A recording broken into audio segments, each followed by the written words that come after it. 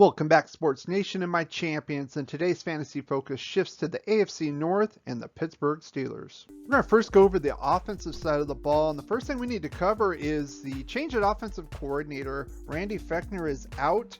Matt Canada is in. He's been promoted from quarterbacks coach to offensive coordinator, and there's a couple reasons why. One, a lot of people are saying that the play calling last year was very predictable, a little too predictable, especially in the wild card loss to their rival Browns. Another reason is they were dead last in running the ball last year in total rush yards. They made some changes on the offensive line as well. Zach Banner should be back from a knee injury at right tackle. Okorafor, who filled in for him at right tackle, is moving to left tackle to cover Villanueva. He's gone. And they drafted Kendrick Green and Dan Moore as center and another tackle respectively. So they got a little bit more depth. So the line should be better. And of course, they drafted Najee Harris in the first round, who we'll talk about a little bit later. But first, let's talk about the quarterback position. And of course, Big Ben Roethlisberger coming back into his 18th season. The only quarterback left as far as the big three from that 2004 draft. Of course, Phillip Rivers, Eli Manning are both retired. Finished last year at QB 14, about 3,800 yards, 33 touchdowns, 10 interceptions, and he's going late in drafts at quarterback 19. I understand that, and I have a couple questions. I mean, as far as pure performance, this is probably a good value for him, but you know, he's had some injury concerns. He's no spring chicken anymore. Plus, you have to really kind of question, does he really want to do this anymore? I mean, he's been talking retirement for several years now. I think there are probably better options. He could, if you want to stream quarterbacks, and he might get you a good week or two, but overall, I wouldn't want to rely on him, especially as a QB1. Next guy I want to talk about is Najee Harris, the rookie running back that they drafted from the University of Alabama. Now, he finished there with 1,466 yards, 26 touchdowns. He also had a little over 400 receiving yards and 4 receiving touchdowns. And he's going at the end of the second round as running back 12. If you know anything about this guy, I mean, I think this is a good value here. I think this is an all-purpose running back that they just could not find. James Conner was oft injured, wasn't a big guy as far as catching the ball. Harris can run. He has some speed. He has power. I think he's the best all-around back they've had probably since Lev Bell, and he actually kind of reminds me of Le'Veon Bell on the power side. Now, he also has, I think he has better vision on the inside. It kind of reminds me a little bit of Marcus Allen, the way he runs and the athleticism. Now, I'm not saying he's Marcus Allen, of course, but I think this was a good pick for them, and it fills a need, especially, like I said, they were last in rushing the ball last year. So as far as fantasy drafts, I like where he's at right there. I would say that's probably his floor, maybe cracking the top 10 this year. We'll see. Depends on how the rest of the offense gels. With that, we're going to get to Juju Smith-Schuster here. He ended up as wide receiver 16. People are drafting him at wide receiver 28. And that is an early 7th round. As far as Juju Smith-Schuster is concerned, a lot of people were saying he was going to bail, get this big contract. That never really happened. He came back for 1 year, $8 million. He ended up with 831 yards, 9 touchdowns. The big concern I have with Juju is the yards per catch.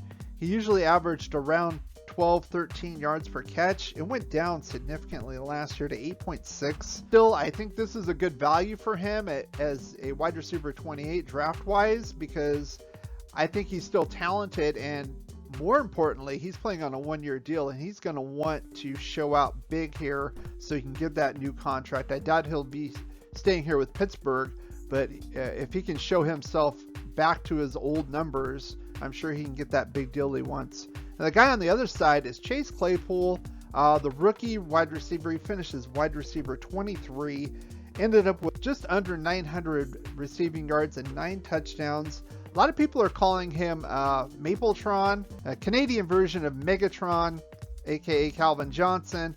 He's going at 79.6. That's late 7th round as a wide receiver 30.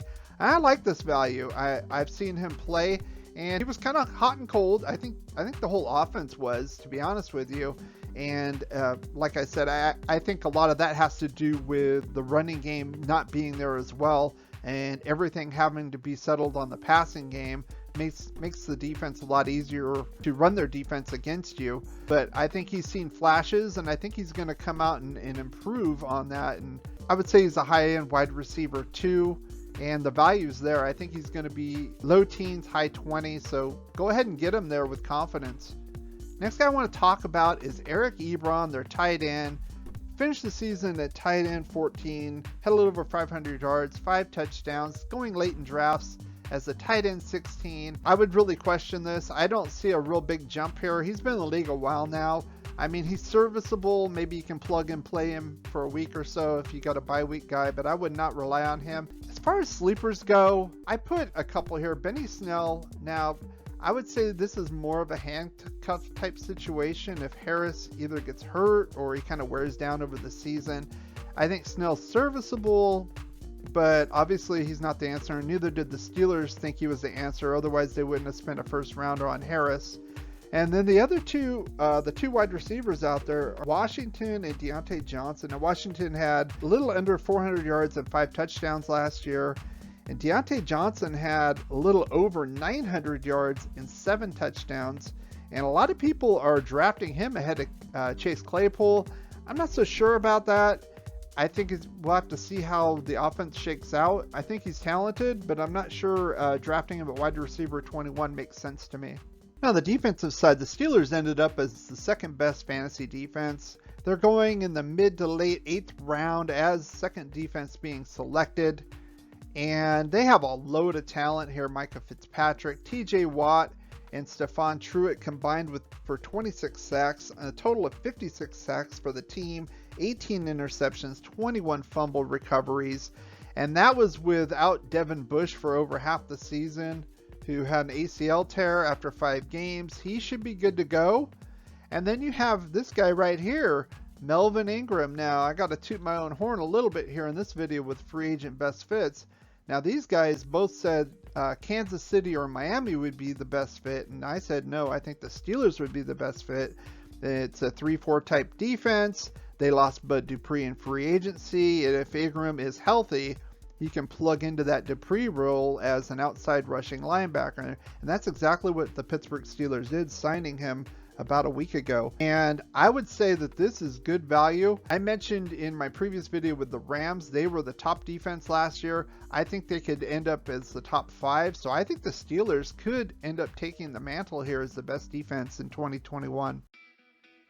If you did enjoy this video, why not give it a thumbs up, like, share, and subscribe. Put your comments in the section below. I read every single comment and I respond to just about every single comment as well.